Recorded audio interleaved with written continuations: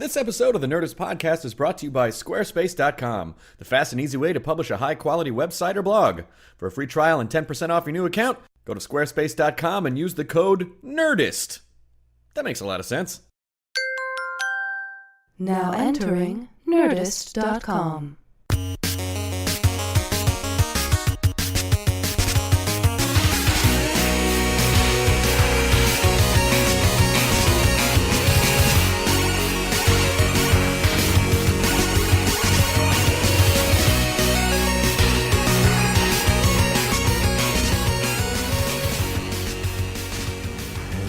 That's it. We're recording. All right. Okay. Awesome. Thanks. Thank Yeah. you. We're on. This is it. There's no real official. We're on. There's no real official signal to the beginning of the show. So No, these days there's no official anything. I'm gonna go into airplane mode. Not like I get any service in here. But this is a pretty amazing screening room that we're in. Yeah. Do you have actual prints of movies that you watch in here? No. Oh my gosh. When I bought this house, there was a really expensive, like a projector or whatever movie star was living here felt the need for a very expensive one. I did not. It was offered to me with the house. I think it was like another $1 million, which I promptly turned down and bought something at Radio Shack. Yeah, I'll just we have digital technology. Yeah, now, so I I'll mean, just it get was something. not even under consideration. Yeah, I use this much less frequently than I should, but it's always on my to-do list for New Year's Eve resolutions to use the screening room more. Oh, the problems I have, Chris. The problems I have. I always loved to like talk about luxury problems with friends. Like I literally, Yeah. I don't have enough pockets to put all this money in them. I don't know what. I don't know what I'm supposed to do. I earned every penny of it. I came up the hard way. I was born on the mean streets. So All right, not the mean streets, but the circular driveways. And when you well, I was very poor. I had very poor years. I mean, I literally lived in slums for 10 years. So there, people. While you were doing stand-up? Well, college, I consider living where I lived in College Town, as they called it. Mm-hmm. Also, the dorm first year at Cornell was housing that was built in 1945 that was temporary. It was still there 35 years later. That was sort of a slum. And then, yes, then when I moved to New York starting stand-up, those were definitely slums. Spanish Harlem, Hell's Kitchen. So there was no screening room in Hell's Kitchen, There you're was no saying? screening room, no. Okay. There was plenty of roaches. There was a screaming room where people would just beat the shit out of you for no reason. Oh, yeah, there was very often like a bum passed out in I call it the foyer. You know, that little, very tiny space where you walked in the door and got your mail at those metal boxes. I think that's technically the room that's easier to get robbed in. Right. I was never a defender of New York. Let me put it that way. When did you start? I mean, because I know your stand-up. I've known your stand-up since forever, but I don't know exactly when you started. I started in the year of our Lord, 1979, fresh out of Cornell, just at the beginning, or maybe as the wave was building almost to a crest of the comedy boom. Mm-hmm. An era limned, I think, rather amusingly in my novel True Story, available from, oh God, it was so long ago. Who did put that out? Simon & Schuster? I don't know. Look it up on the internet. Well, they're still around. Fortunately, they're still around. They haven't been gobbled up yet. I wrote one novel in my life because, they say write what you know about. Mm-hmm. And, I think it's always the case that novelists rewrite the same novel basically over and over again. There's a few, I guess, who have defied that, but a lot of them do that. So I would never write another one. But I did write one about that period in my life, my first year in comedy. I thought that was the pivotal moment in your life. Right. It's sort of that moment in the experiment when you're going to go on to either make a new compound or not make anything. And a trial. So what was it? What was it about? I mean, I always just assume like, well, if you're going to do stand-up, it's just some genetic thing that you have a predisposition to it, and you have to do it, and no matter how disconcerting it can be, and how many two people audiences you perform for, there's something in you that forces you to get up and keep doing it. Absolutely. I mean, that's one of the themes of that novel in the beginning is that the character, it's a novelization, but that part was certainly me, feels frustrated that he is that he was born to do it. I knew I wanted to do it when I was a little kid, but now the field was crowded with so many idiots and amateurs. Dentists were like moonlighting, trying to be comics. Right. There was an explosion of it, and I seem to remember likening it to the beginning of a marathon, where the real runners had to put up with the. Oh yeah, I'm talking about the city marathons, not the Olympics. But, right. Where like there's thousands of boneheads who are not going to run the full 26 miles, right. but who are going to clog up the first few miles. And that's what I felt like at the beginning of my comedy life. It was a snobby way to look at it, but turned out I was right. Right. Well, turned out I was right. I mean, I've run the full 26 miles, and there were a lot of dentists clogging the way. Well, yeah, I feel like I've had this conversation with comics in LA before, where they'll go like, these fucking actors, they think stand-up is so easy and they'll try it, and I'm like, let them, because they're not going to keep doing it, because it is not rewarding. It's only as rewarding as that's true. I got up again and did it, and I need, but not in the sense of right. It was at first it was just miserable and horrible, of course, just the worst sort of thing in the world. Then after you can at least get laughs for 20 minutes, it becomes, for me anyway, sometimes elating and wonderful, and a lot of times frustrating, and then for many years it's you can at least make a living, but it can be a real grind. I mean, when you're working, I remember those gigs, where you'd work 4 or 5 days in a town. Mm-hmm. You'd be in Columbia, South Carolina for like, Wednesday through Sunday. Oh yeah. Yeah. Yeah, I'm doing that now. Yeah, oh, sorry. Oh, no, that's okay. No, you're right. I mean, that was difficult, but and then finally, if you stick with it, at least in my case, I've found like the last 10 years have been just pure joy. Oh, that's good. Yeah, I mean, but it takes that's a long time. I mean, that's 20 years before it got to be pure joy. And the only way that you can maintain that for 20 years is if you're weirdly obsessive about it, and you have to do it. Right. Because at least now, if you're in like Columbia, South Carolina, every town has some sort of a hive that is the franchise mini mall. But I imagine in like 1970 or 80, there's not a Borders and a Starbucks and a fucking whatever the Applebee's or whatever. So what do you do? What do you do in those towns at that point?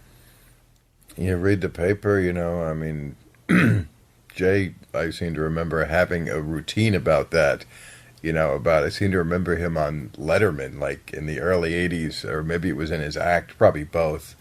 He had a routine about, you're on the road, you're one of those motels with the cars, you open the door, you hear it right outside your door, and, you have time to kill, you read the whole paper. You're there like, oh, look at that, tuna casserole with a graham cracker crust. Jay was funny. Jay is funny. Jay was always, like, had the best pure, like, act, yeah. In those days. I feel like that's one of the reasons why he doesn't, like, when you really look at the big picture, he doesn't get a lot of shit because the majority of America doesn't care about that stuff. But I feel he's gotten a lot of shit lately. He does get a lot of shit lately, and I feel like it's, there's a lot of comics, there's a lot of people who, when he was doing comedy in the 70s and 80s was like, oh my god, like, he was so fucking fast and sharp and just Jay still is. Insane. He just is doing, I mean, I still think his monologue is the best one at that hour, and I also think that during the writer's strike, I was amazed that he went on. It seemed like there was no interruption at all.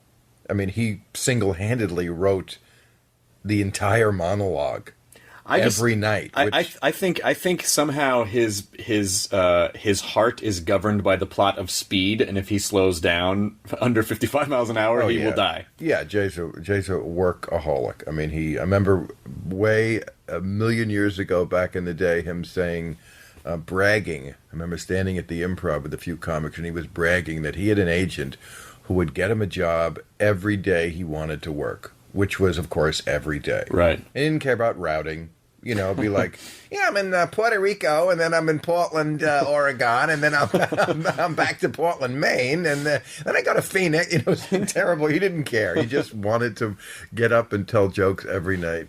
Did you have that, or was it for you? I mean, God, no. What was your, when you're starting Still comedy? don't. When you're starting comedy in '79 or '80, is there a big picture goal, or is it just I feel like I need to perform and I'm Well, there just was doing it? but it changed. I mean, before I started, I wanted to be Johnny Carson when I was a kid. Then when I started doing it and hung around at the clubs and talked with the other comics, and I guess it was also what was going on in the era at the time, the goal was to, there was an absolute template. I remember talking about it with Jerry Seinfeld and Paul Reiser, but we all agreed you get, you stay here in New York, building up at least 6 clean Tonight Show TV shots, friendly minutes. Absolutely, so that when you get the call, you have you don't want to like do 1 or 2 and then here's a great new comedian, and now you're out of material. Right. Good clean stuff, which I had trouble with because I wasn't interested in like trivial shit. And then you get a sitcom, and that kind of worked out for me. I mean, I was only doing it like 3.5 years when I was on The Tonight Show. I did 3 quick shots, moved out to California. I did get I got a movie right away. Then I did get a sitcom, and then another, I was on that path.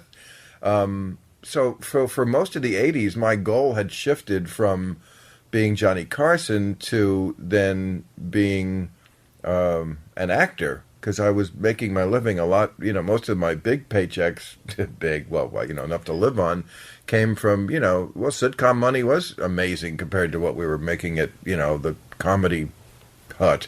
Right. But, by the end of the decade, I had done a few of them, it was not interesting anymore.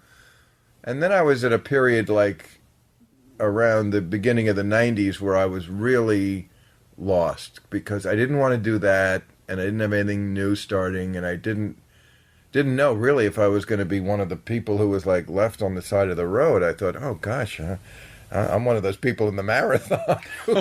Somebody else is running over me. Did Bill Maher end up being one of those people left on the side of the road? Did he ever work again? We'll find out in 30 seconds, right after we pause to make some money so I can buy Matt and Jonah a sandwich, even though they were not on this episode. Which, by the way, is brought to you by Squarespace.com. It is the fast and easy way to create and manage a high-quality website and or blog. Whether you're a beginner or an expert, Squarespace.com has what you need. A photo gallery, you got form builders, Google Maps, permission access handling, and more. There are hundreds of design templates to choose from, and you can customize any of the designs. Use Squarespace for all of your website needs. Build it, host it, and manage it. For a free trial, go to squarespace.com. There is no credit card needed. Just in case you were wondering, you try it out and you build your website. Then if you decide to purchase it, get 10% off when you enter the offer code NERDIST. How did they come up with that? That is all. When we left off, Bill was worried he might never work again. What happened next? Transition. And then, luckily, I was able to pitch Politically Incorrect in 92. And then, I mean, that's what I really should have always been doing. I wasn't old enough to do it, but that was kind of a Johnny Carson thing, but to me better because it was Johnny Carson talking about something instead of interviewing, right? The third lead on Bringing Up Chunky, which if I had to do that, I'd blow my brains out. Well, yeah, and when you look back, that format, I mean, even though it still exists today, I mean, it's a relatively antiquated format as far as television is concerned, where you go on and pretend you know. So it's one of the reasons why I love Ferguson so much. Yeah. Like he just talks to you, he just chats with you like a human being, right? And, there's so much of the, what was it like working on this thing? It was fantastic. Terrific. Rimshot commercial. Yeah. The old Johnny used to say it all the time, and I guess they still do, but Somebody told me. Yeah, the booking producer told you. What do you mean? The person who did the pre-interview. We never really saw through that. I heard. Where did you hear? There's no internet yet. Where did you hear that? Yeah, that's right. But that was Johnny's big one. Somebody told me that you collect toy trains. What was he like off the? Like, was he a guy you could hang out with off stage? I or was never hung out with him off. I never hung out with him outside of the building, but I saw him sometimes. Before the show, just briefly, like I was standing in the wings and he was coming down. I remember once standing back there when Ed was doing his warm-up and Johnny was like, God, can't this guy get some new material? I have been listening to the same old crap for a ton and how many years. He was, being sort of winky funny about it, but there was also some lot of literal frustration, like, Jesus Christ, could this guy get a new joke for the warm-up? But he was, that's as far as I ever, and sometimes right after the show, I was leaving while he was leaving, we'd like be walking out to the parking lot together. But that was the extent of it. But he was always gracious in every moment, those moments or the ones on the air. I remember once I was walking out, this near the end, maybe the last time I did it, when Jay was tapped to be the successor, and Johnny got in his car, some sports car, and it wouldn't start, and people were sort of like gathering around, and and I said to him, boy, Jay Leno, he's a car nut. I bet you he'd know how to start the car. And Johnny looked up and he went, well, we're going to see how much he knows about television. Oh, shit. Damn. Now, there's a guy that I always wanted to just meet or do the show. I was old enough to do it, but I wasn't doing anything that would have got me on the show. Yeah. Because there just isn't really I'm trying to think of who is... there are super famous people on television, but he was the fucking juggernaut. Like, if you were on his show, it changed your life. That's not true. You don't think so? Didn't change mine. I was on 30 times with Johnny. That's a myth that, I don't know where that started, probably with Johnny, publicity people. There was a time way back, way before my time, maybe when I was a kid, when if you did The Tonight Show, a comedian was such a rare thing that it was sort of an event. But by the time I was doing it in the 80s, there was a new comedian every week. It didn't all it did was make you viable within show business to get some other job. If you had done a few Tonight Shows, like I got the part in DC Cab because the guy saw me on the director, Joel Schumacher, who I still love. I just read something about him. He's got a new picture out. He saw me on the Tonight Show. Casting people would watch it, but it didn't make you famous. Well, that makes me feel better. And it didn't make you a star, certainly. I think the last person who became like a star, just from doing stand-up and appearances like that was maybe David Brenner. And he started in the late 60s. Actually, now that I think about it, in Steve Martin's book, Born Standing Up, he said, like, oh, yeah, I did The Tonight Show like 15 times before anyone had any idea. Absolutely, yeah. I think I got that, I think, because I had Drew Carey on a few months ago, and he was like, I went on the show on a Friday, and on a Monday, my life was changed. Like, he said because he got a sitcom. Okay. That happened. There was that era also, which maybe is still going on to a degree, when comedians would do their act, and then somebody would create, maybe them with somebody, a sitcom based on what their act was. Ray Romano, Roseanne, that was the kind of Gary Shandling, that was sort of the template for a while, was we build a sitcom around what your act is. So in that sense, it could change your life, but it didn't change your life like, you did the Tonight Show on Friday, and then Monday everybody was like, boy, oh, there he is. There's the guy come on. Right. That is interesting, though, because in the late 90s, after the wave of comedians getting sitcoms, the networks were handing out deals to anyone with 5 minutes. Like, anyone with 5 minutes of material. And then, oh, but you only have 5 minutes, so then all these people are moving out to L.A. and just doing their 5-minute set. And and then, of course, well, we don't really have an act, so what do you build around? That does not happen anymore, by the way. That's over. I mean, Roseanne was probably, or Ray Romano, that was probably the most successful ones. They had acts that really lent themselves to a sitcom. You know, I'm the put-upon housewife, or I'm the put-upon husband. Right. Whatever. I don't know. Would you be happy doing a sitcom now, or is that... Oh, my God, no. Are you serious? I was happy doing it, when I first got one. It was thrilling. I was 28, I think. I was doing a part they wrote for someone who was 40, but I just was funnier than the other people in the auditions. I was really a good auditioner, especially if it was a comedy part where you could, like, help out with the writing. I mean, that was I remember the first day I overheard this actress who was playing, like, the secretary, and she was, like, in her 50s, or I don't know, maybe she was 35, but to me, she seemed like she was in her 50s at the time. And I remember overhearing her say, "They've hired a comedian." Oh, like it's a bad thing? Yeah, like Irish and comedians need not apply. Like they've hired there's going to be havoc on the set. Robin Williams was another one who had an act, and then they made it into Mork. Right. So yeah, that's what we all wanted to do. I think Robin Williams was more than anyone else, because that show went on, I think, in 78 or 79. That, more than anyone else, made us comics in that era think of that idea of, go out to the West Coast with your material and get a sitcom, after you do the Tonight Show 4 times. Right. Did you, when did you kind of make because I remember your stand-up from the 80s, and I remember I remember one joke in particular about, he was like a New York cop at the crucifixion. Yes, that was a joke I used to open my act with. Right, show's over. Show's over. Yeah. And so I feel like there was, I remember when I look back now, I remember like, yeah, there were definitely some jabs at politics and religion and that sort of thing, but it wasn't. Right. No, it wasn't. Your act. No. I don't remember as being overly, political in any way. So how did that transition happen? It was political, but it was less so, and it was probably less sophisticated because I was. Mm-hmm.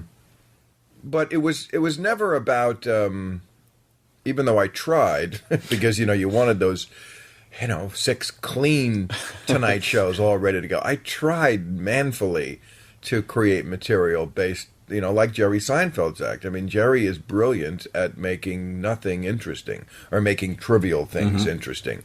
I mean, I have always loved his act, and to this day do love his act. And I think over the years, actually, it's gotten a little, now that he's married, I think it's gotten a little more substantial. But, it used to be famous for being about the socks and the dryer and those kind of bits. And I think we all wanted to do that because that was the easiest to get on TV, But it was just never what really interested me. I was interested in weightier subjects, but I wasn't old enough to treat them properly, I think is the best way to put it. So, I kind of grew into the kind of material I should always have been doing. Well, I don't think the 80s could have... I don't remember the 80s comedy as being that tolerant of weightier stuff. It seemed...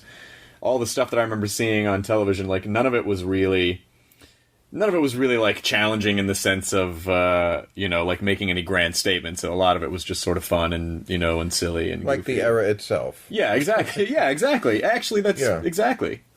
So, how does the idea for politically correct and correct come along? Like, why do you decide to pitch? That show? I had that idea for a long time to do. I guess I was a fan as a kid of shows. There were these I think they were more local New York shows, like David Susskind.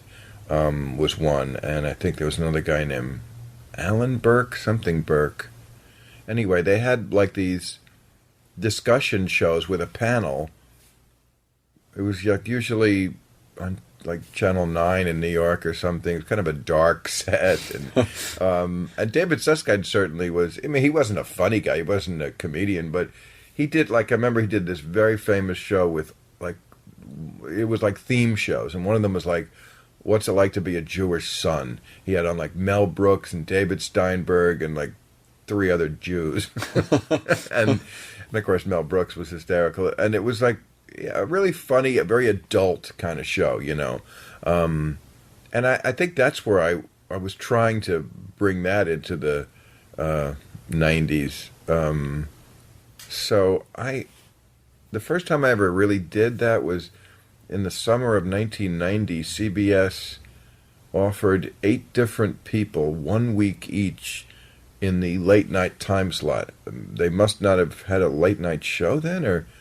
Oh, I don't think they did. I think that was a big deal when Letterman... Yeah, that was like 93 he came over. So they didn't. So I guess they were trying stuff out or whatever. But, you know, and you could do whatever you wanted in that week. And that's what I did. I did kind of a prototype of politically incorrect kind of theme shows with a panel, all the people on at once. I think that's what I did. But yeah, I mean, it was just good timing that Comedy Central needed some programming at the moment that I was ready to do that show. I did the show, I don't know how many times, but it was a lot, and you were actually the only person that would ever have me on any kind of late night show. Yeah, you were good. It was fun. I appreciate that. Yeah, I mean, I think... Yeah, we used people who were good and didn't who were bad. What a theory. It was an interesting... and I don't remember any crazy stories, but I do remember, who was it? It was like Nadine Strassen and and like Tucker Carlson, or like basically like 2 people that that you want to see in a cage together, right? And that was one of those ones. Yeah, there was a lot of that, which is one reason why I think it was harder to get a lot of celebrities to do it, because who wants to be like in the sitting there while these 2 sort of political pros go at each other. Then you kind of look like, an idiot at a cockfight or something. But, yeah, I mean, 4 people every night for 5 nights a week, 46 weeks a year. That is a lot of guests. And were you ever, is there ever a point, there must have been some point where you're like, oh, fuck, well, I don't know if I have an answer. I mean, because people come in armed to the teeth with whatever their point is, right? Yeah, I mean, those kind of people do. I mean, those kind of people weren't always on. I mean, there was. I mean, it was an interesting idea. How it lasted for 9 years and 6 on ABC, which was owned by Disney. I have no idea. People say to me about, to this day, they'll say, gee, so sorry you got fired off ABC. and I'm like, wow. You must really not have cable. And I always, think, God, I'm not. I mean, I should have pulled the plug on it a long time before that. Maybe not a long time, but I think it had run its course, and there was no way it was ever going to, that format was ever going to be a more serious, well-considered show. It was always a little bit of a train wreck by design. Mm-hmm. Because, just 4 different people from the highbrow to the low mixed together. Yes, that was an interesting concept. It almost reminded me of that old saying about relationships. Opposites attract, they don't work. Right. That's true, yeah. My mom always says that. It was an interesting concept. It attracted, but it didn't always work in that sense, And then there were nights when... even though there were 4 people there, none of them had very much to say, and I would pretty much do the whole show myself. It was only, a half-hour show with commercials, only 22 minutes, minus monologue. I mean, that's not much airtime for 5 people. That's true, but I remember, and it's this began to dissipate as I went on more often, but the first couple of times I went on, there was just that fear of, like, I'm going to look like an idiot. Like, I'm going to say something, and then someone's going to be like, that's what you're saying is wrong, and here's 50 reasons why. And then I'd be like, yeah. But that never happened. But I can understand why people would come on a little gun shy, because they don't want to get fucking blasted in the face. Yeah. I'm so glad it ended. I mean, I'm glad it happened, and I'm glad it ended. And I wish I'd had the guts to try to transition to the show I'm doing now a little sooner. But everything happens for a reason, I always say. Yeah, maybe. No, I don't. That's bullshit. That is what Not everything happens for a reason. Don't believe that. Life is random. and coincidental, Absolutely and accidental. random. I love that you used to do on the Comedy Central version of the show. You would do the cleaning out the notebooks at the end of the show. Oh my god, that was the very first season. That's right. Me and Bill Sheft would do cleaning out our notebooks. Oh god, of just jokes that you never fully developed. Right, and stuff that never worked. And we just make each other laugh. Yeah. Yeah, I forgot that. That really was I really loved doing that. And I think I actually heard you say something to the effect one time of you threw out a joke, and then you were like, "That's why I never developed that further." Like, it was just. I think they were not always. Yeah, some of it was undeveloped, but I think some of it was just stuff that audiences never got, but we got. How important? How important is it to you to like if you have a bit that you were convinced? I don't give a fuck what the audience thinks. I know this is funny. Do you keep doing it, or how much do you kind of pull back based on what the audience thinks? Definitely. I mean, if they're not laughing, it's just no fun. You know, you have to pull back. I mean, that's just stupid to like insist that people find something funny that they don't, that only you do. But sometimes you will, over time find a way to make it funny. Mm-hmm. You know, you will. Sometimes there's a flaw in the joke design. And sometimes it's just a concept that, tickles you and doesn't tickle other people. And that's a place for it. That's why we have notebooks to clean out. I almost wonder sometimes if something is too funny to me, if it's just too inside my own head, and that's why no one else will get it. It may be. That's why no one else will get it. It may absolutely be, yeah. How do you work out new stuff now? I mean, you obviously, it's not like you can, I'll go to this workout room and just try a bunch of new stuff. And obviously since everyone knows who you are, how do you do it? Yeah, I mean... I can do that, but I don't know. I know this is sacrilege to say as a comedian, and I know lots of very experienced comedians would definitely argue with me. But I've been doing this so long that I really honestly don't have to try it out. I just kind of know when I'm writing it if it's going to work or not. So I guess that's too bad for you, comedians who are still working out. I just have I just say that because I've done it so many times in the last 10 years or so. I just have just repetition of doing this so many zillions of times. I just feel what they're going to laugh at. Of course, I'm always working. Maybe it's also because I'm always working in this era for only my fans. So there's not like people in the audience who aren't on my wavelength to begin with. Right. I kind of feel like I'm in a room full of friends. Right. And when I'm on the road, I am. I mean, that's the only people who come to your show and are going to pay a hard ticket price are people who really like what you do. You don't have to like explain yourself. Right. That's one of the great things about sticking with it this long. And so, I feel like we're already right there. So it's not that hard. Well, at what point did you kind of realize, where you sort of looked out at the crowd and realized, like, oh, actually, all these people are here to see me. This isn't just, let's go out and see comedy tonight. Well, that's very evident when that happens. Yeah. I mean, that's, Bob Hope said once that there are 3 elements to comedy. Timing, which, of course, you have to be born with. You can't teach that. Mm-hmm. Material, which you gather over time. And recognition. And recognition is the final and fun piece that gets put into place, because when you get that, you don't have to explain yourself or win them over.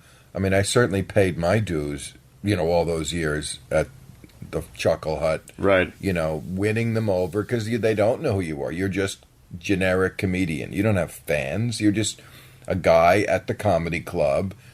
And people went to the comedy club, and they may have seen Gallagher last week, and now you're a big disappointment because you're not doing that, right? And so you're performing to a cross section of people, only a sliver of which might be your natural fans, right? It's a really difficult way to do comedy. I mean, you wouldn't think of doing music like that. People wouldn't just go to a club to see generic music. Right. And then, it's jazz, and people who hate jazz have to sit through the it. The fuck is this shit? Well, right. This is the music it's heavy metal. And right. Most people don't want to see... I mean, comedy is as different as different genres of music. I agree, but most people just don't understand it that way. But so it's a horrible thing to have to go. I always hated that. I absolutely resented having to win people over and convince them I was good. And I did it when I had to. I guess when something was on the line. I think I also back then had a bad attitude many nights. I certainly, when I was still in New York, had my share of getting booed off the stage. Really. Some tough nights. I just did the Just for Laughs festival in Toronto, Montreal, and then I remember doing it. And what was kind of interesting about it is, I mean, they literally bring in comics from all over the world. So you have comics that you've never heard of, but in their own countries are like fucking rock stars. But here they are performing for 100 people, and they don't know who that person is, and it kind of puts them back in that. Right. These people don't know who you are, and it was really. I mean, they did fine, but it was an interesting challenge. We don't go past. Oh yeah. It's 144. Okay, thank you. So it was just an interesting challenge to watch that. But I always feel like, that's the ultimate goal, is when people can actually are coming out to see you. That's when you've made it as a comic. And it's when it's fun. Yeah. That's when you've made it, when you're enjoying it.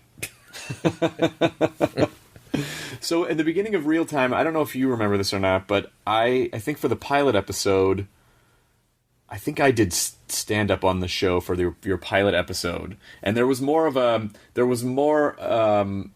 like other comics. There was an element to it because Paul F. Tompkins was on the show, and then you were going to have comics. And that changed. We did. We had the very first season in 2003. The format of the show was slightly different. We didn't do the end that we do now, which is me doing an editorial. Mm-hmm. We had, at the end of the show, we did like a new sort of like, I wanted to bring on and show, because I thought this was HBO, perfect place for it. I wanted to show to the American public the comics who were doing the really hip stuff. Mm-hmm. Like there was that... Largo? Largo, yeah. Yeah, that place. Luna Park was the other one. Yep. This was like where you went with your notebook almost. It was like, this isn't the shit that the regular crowd at the Improv. This is, for only us hip people.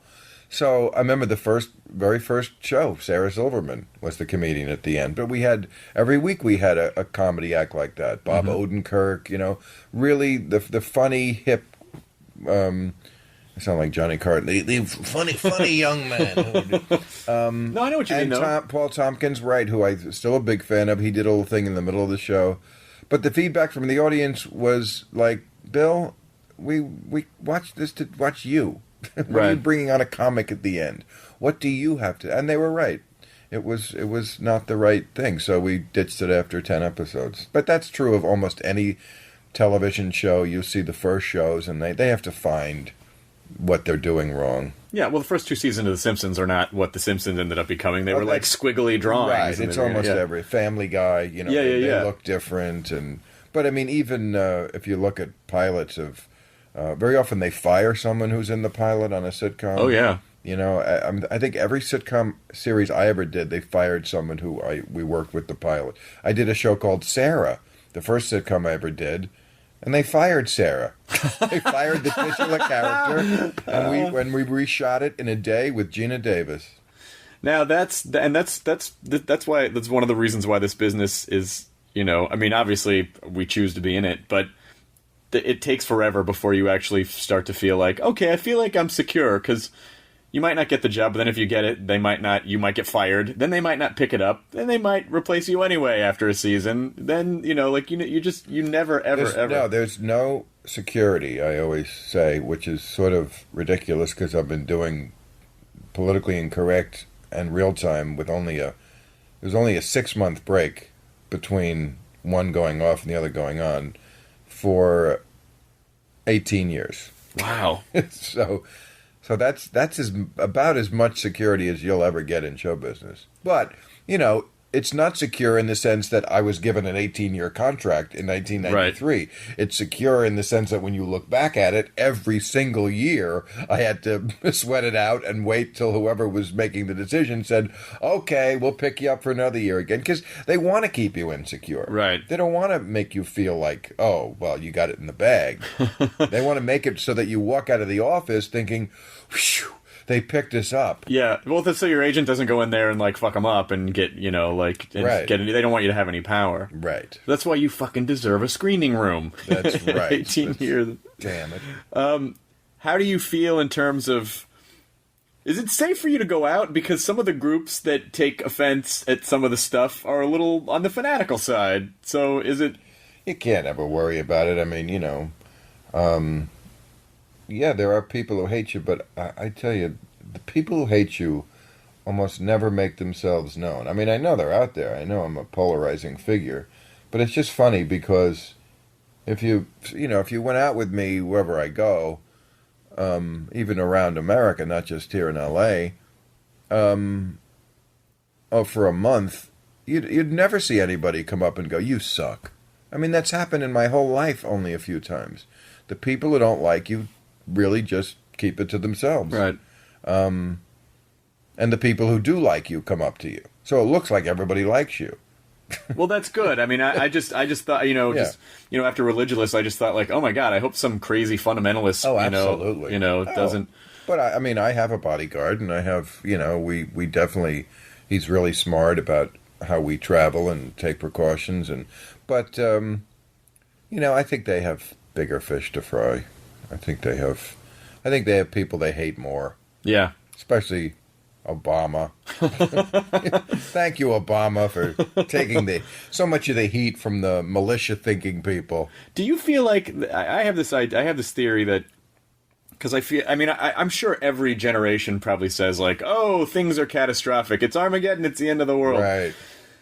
I feel like because of the way the news portrays the world, because, news organizations have to get ratings, so they're going to put out shit up that's fear-mongering, and they're going to put out stuff that, they're going to show you the worst stuff because you'll watch it. And do you kind of feel like it kind of sort of creates this matrix of Armageddon that people feel like they watch the news and go, that's what the real world is like because it's all awful? I feel the opposite because I think environmentally, I think that is what's going on with the environment, I think is unprecedented. I think we are approaching or perhaps have passed a tipping point where we can't really get it back. And I think the media does the exact opposite. And the politicians, unfortunately, who understand this, the Obamas of the world, don't do a good enough job scaring people about this issue. Less people believe global warming is real, man-made, and happening than did 5 years ago. The climate bill, the big one that they were going to pass in Congress, went down in flames this week because Obama never sold it. And the only thing people hear is from corporations and the liars they hire to put out bullshit on Fox News. That's what people hear about the environment. Is that those are the people who are very vocal. The deniers, the people who are saying it's a hoax and it's going to screw up the economy and all this bullshit. So, I hope they're right, but we all know, because every fucking scientist in the world tells us, they're not right. Right. And I don't think we've had many cyclical kind of disasters that befall the human race and we all live through them. I don't know if we've ever had the accumulation of greenhouse gases and the kind of pollution we have on so many fronts. Species dying, the oceans more acidic, the glaciers melting, all that plastic in the ocean. I just don't know how much cumulatively the planet can take. Right. I know that sounds hippie-ish, but I think it's also kind of true, Right. Facts, whatever they are. I don't know. Who wants to get into... Oh, they probably thought the Black Death was pretty bad. Oh well, this isn't going well for humanity. That was just people. That was just people. Was just people. This is something on a different scale. Well, part of it I think has to do with the fact that people don't necessarily fear things. I think they fear dread. And so I think that's why people are more afraid of things like terrorist attacks, plane crashes, because those are dreadful. And the same people will eat 3 double cheeseburgers in a day, and more people die of heart attacks, but they just don't think about it. Right. The other thing is a slow-moving disaster. Right. That they have problems in their everyday lives. And it's just that, look, it's sunny today. It doesn't seem to be hurting me right now. Right. But the problem is that by the time it does get to the point where it's hurting you every time you go outside, then it's probably too late to fix it. Did I have flesh on my arm when I left the house this morning? Yeah, because it's just bone now. Yeah, by that time it probably is too late. But maybe we're wrong, and maybe it is reversible. We certainly have to hope.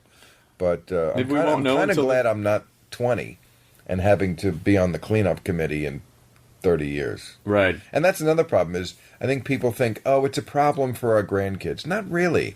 It sort of is happening now. Right. Wildfires, for example, in California. I remember watching the 60 Minutes report on them. I mean, they're like 10 times bigger than they were a generation ago, the wildfires, and more frequent. But they're just enormous. I mean, they just eat up giant hunks of the state. And I remember Steve Croft talking to the chief firefighter guy, and he said, we see people debating global warming. He said, there's nobody here on my staff who debates it. It's just a very different scenario than we witnessed earlier in our careers. Yeah. It's just because it's drier, it's hotter. There are certain species that, beetles and so forth, that thrive more because they're longer summers. So, right. Things that used to die out, insects and so forth that eat the forest. And, there's just a number of reasons why it's just gotten beyond our ability to control it almost. It's like a fucking Jenga game. Like, the wildfires out here are just really frightening. I live in a high fire zone, up in the hills, and every time you drive home, there's this kind of smiling Smokey the Bear, and they change the fire danger that day. And almost all summer, it always says extreme in this yellow sign, and I just kind of feel like, oh, yeah. So that's happening now.